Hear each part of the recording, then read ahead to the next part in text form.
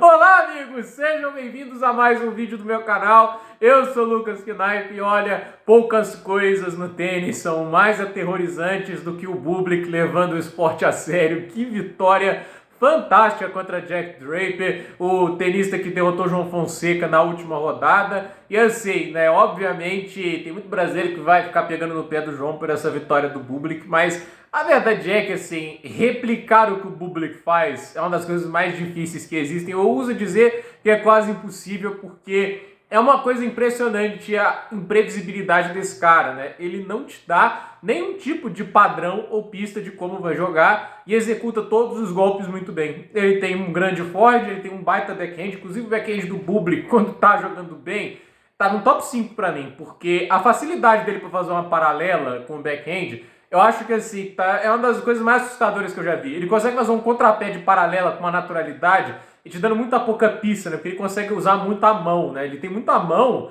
não é à toa que ele consegue essas curtas com tanta facilidade, né? E assim, ele tem mão para dar slice, ele tem mão para dar curta, e tem mão para dar pancada, né? Então assim, ele tem um controle da bola que é surreal. E assim, ele consegue fazer essas paralelas com tanta facilidade, né? E ele consegue também angular com facilidade, ele não dá o Draper uma pista. O Draper tem que estar preocupado com tudo e ele não sabe antecipar o que o Bublik vai fazer. Por isso que, assim, toda hora ele está sendo pego desprevenido. Uma hora ele faz uma cruzada, do nada volta na cruzada que ele estava, né? Contrapé muito bem feito na maior parte do tempo, né? Ele tem horas que vai para um saque e depois já faz uma curta, e as curtas do Bublik são muito efetivas, né? Ele consegue deixar a bola, assim, com um kick que não vai se alongar. Então, assim, ele consegue colocar muita dúvida na cabeça do Draper, porque assim, alguns tenistas ele já sabe exatamente o que ele vai fazer. Contra o João, ele já sabia que o João ia pro ataque dependendo das bolas que ele fizesse. E o que ele fez uma parte do tempo? Deixou o jogo no meio da quadra, o João ia pra pancada e ele usava a velocidade do golpe do João para gerar a potência do dele. O Bublik não é assim, entende? O Bublik tem golpes rápidos, ele é capaz de acelerar, mas ele entende o momento certo para fazer isso. Isso eu acho que é uma coisa que o João vai ter que aprender melhor, porque o Bublik, na maior parte do tempo, ele estava fazendo com que o Draper tivesse que gerar velocidade.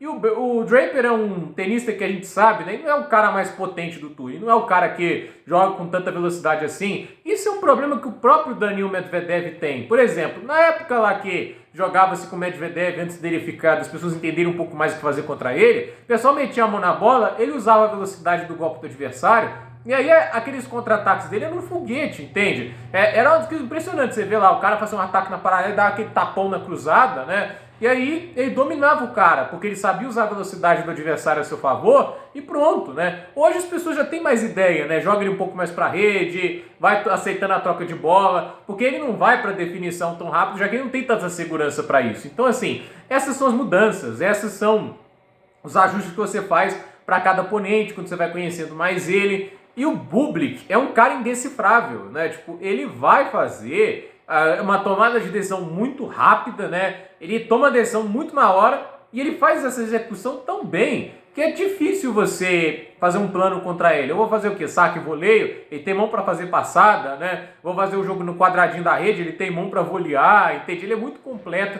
E é o que eu falo, né? Com esse cara levando o esporte a sério, com o saque que ele tem, com a maneira que ele joga no fundo de quadra, né? Ele é perigoso em qualquer lugar. Tecnicamente, o Saibro é a superfície onde ele menos gosta de jogar. Ele, inclusive, já abandonou um jogo porque ele não queria mais jogar no Saibro. Ele não tinha lesão, nada, só parou de jogar. Que é uma coisa meio bizarra, mas era o tipo de coisa que o Bublik já protagonizou.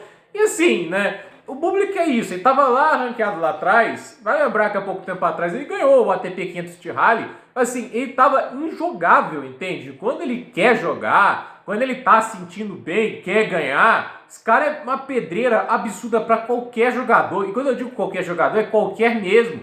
Pode ser qualquer membro do top 10, ele vai dar muito trabalho, porque, como eu disse, ele é imprevisível e ele executa tudo muito bem. Se ele executa bem a curta, se ele executa bem as mudanças de direção, esse é o tipo de jogo, gente, que é impossível você não se incomodar de alguma maneira, porque ele tem capacidade de aceleração, ele tem capacidade de ser sólido, ele consegue sustentar trocas quando ele quer, então assim, ele muda direções paralela para cruzada com uma naturalidade absurda. Então é um jogo difícil, o Draper experimentou isso na pele. Agora, o erro do Draper ele não sacou bem a partir do segundo set, começou a ser completamente envolvido, lutou até o final, é legal que ele tenha batalhado até o final, mas ele não conseguiu arrumar maneiras de ser ofensivo. E isso já foi um problema contra o Alcaraz lá no torneio de Roma, e foi um problema agora. Na quadradura, ele consegue porque a quadra acelera mais os golpes, a mesma coisa vale para grama. Ali, ok.